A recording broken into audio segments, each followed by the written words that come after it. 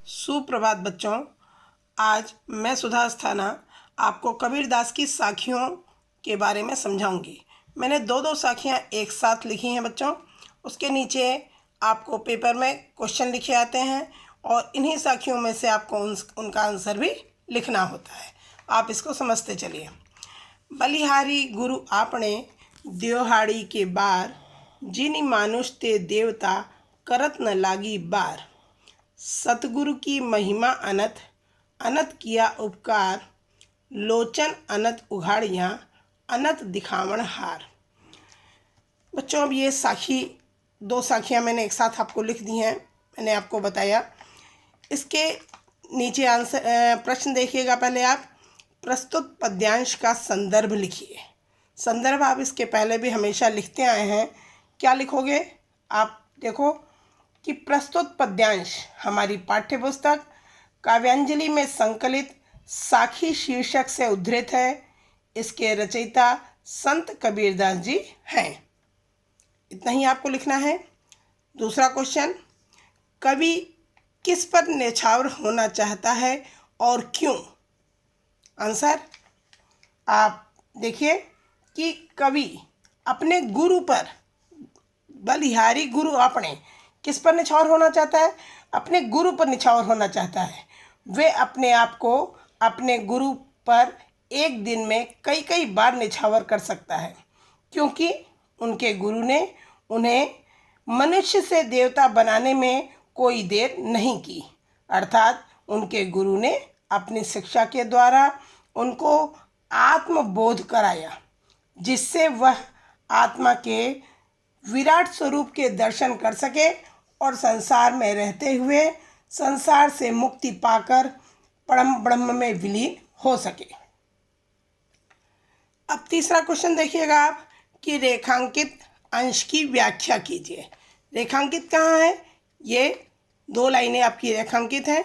सतगुरु की महिमा अनंत, अनंत किया उपकार, लोचन अनंत उघाड़ियाँ, अनंत दिखावन हार। अब तीसरा क्वेश्चन का आंसर आप देखेंगे।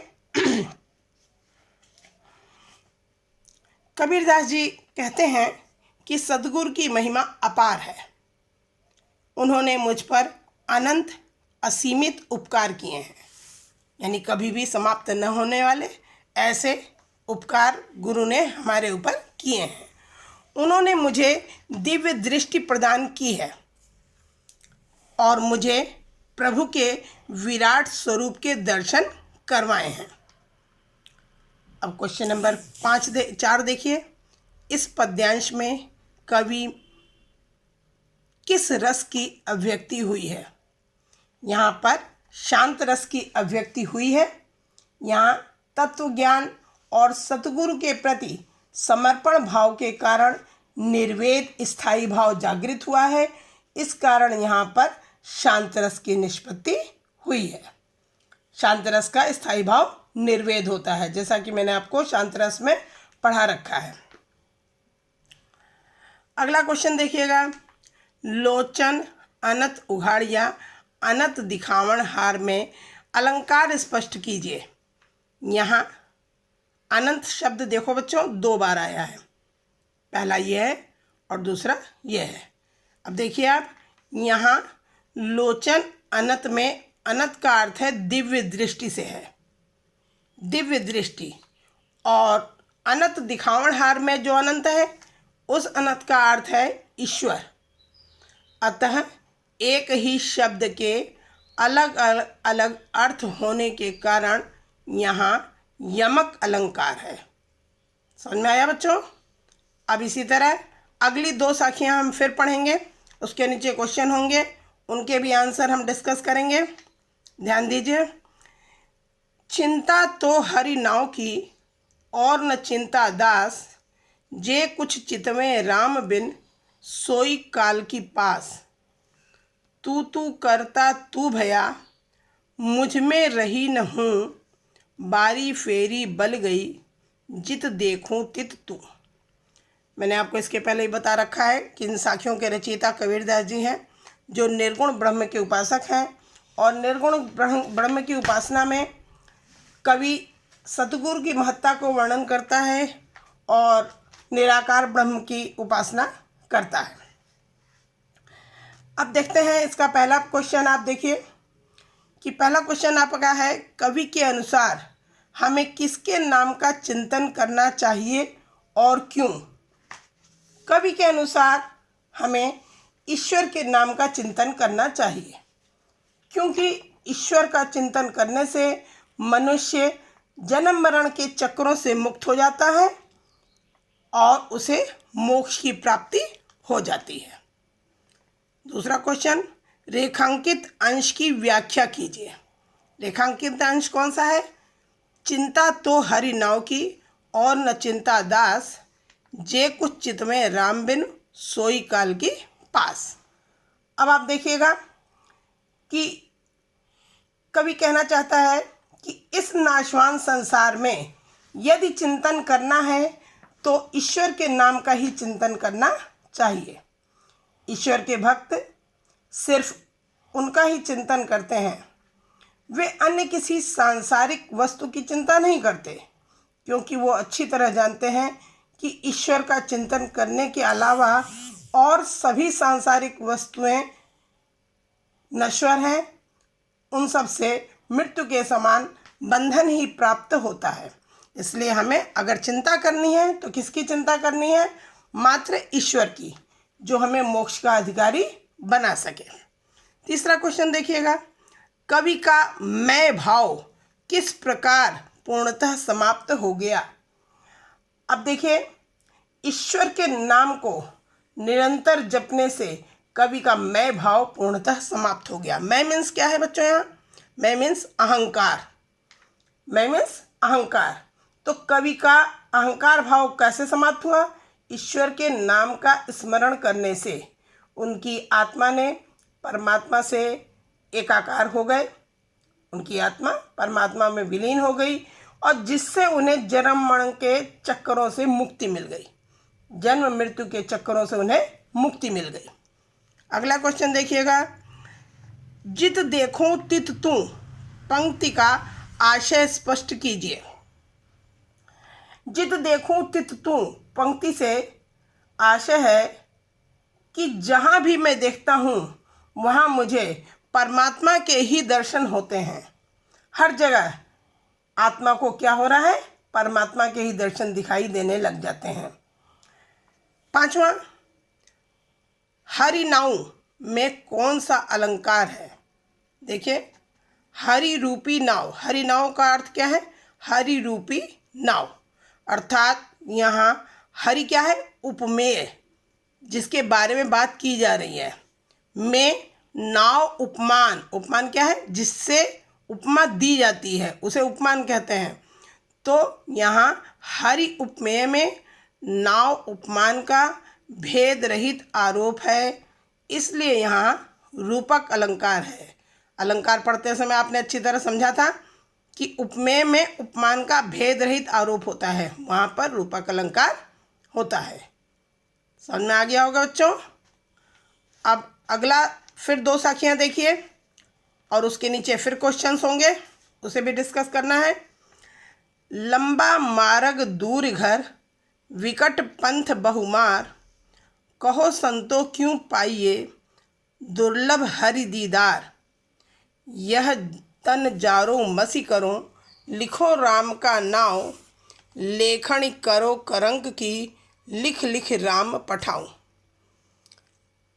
अब इन साखियों से संबंधित क्वेश्चन है नीचे, ध्यान दीजिए। प्रश्न नंबर 1, कवि के अनुसार प्रभु की प्राप्ति का मार्ग कैसा है?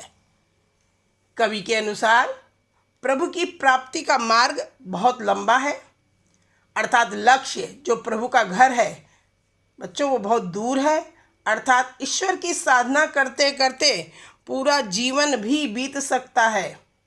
अतः यह मार्ग सरल नहीं है बल्कि कठिनाइयों से परिपूर्ण है।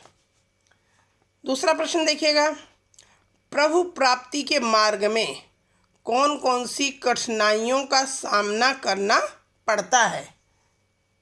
आप देखेंगे क्या है। प्रभु प्राप्ति के मार्ग में सांसारिक मोह माया, छल कपट रूपी बहुत सी बाधाएं हैं, अर्थात इस संसार में बहुत से सांसारिक मोह माया रूपी लुटेरे भी रास्ते में मिलते हैं। इन सब समस्याओं के रहते हुए प्रभु के दीदार बहुत दुर्लभ हैं। दीदार में दर्शन, प्रभु का दर्शन बहुत दुर्लभ है।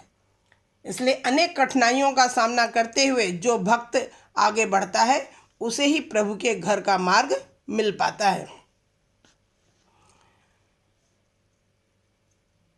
तीसरा देखिए, रेखांकित अंश की व्याख्या कीजिए। रेखांकित अंश है आपका लंबा मार्ग दूर घर, विकट पंथ बहुमार, कहो संतो क्यों पाइए दुर्लभ हरि दीदार। अब देखिए आप क्या कहता है कवि कि प्रभु की प्राप्ति का मार्ग बहुत लंबा है और लक्ष्य प्रभु का घर बहुत दूर है। अर्थात ईश्वर की साधना करते करते पूरा जीवन भी बीत सकता है। प्रभु की प्राप्ति का मार्ग न केवल लंबा है बल्कि उस मार्ग में बहुत सी बाधाएं, मोह माया, छल कपट, बहुत सी बाधाएं भी आती रहती हैं।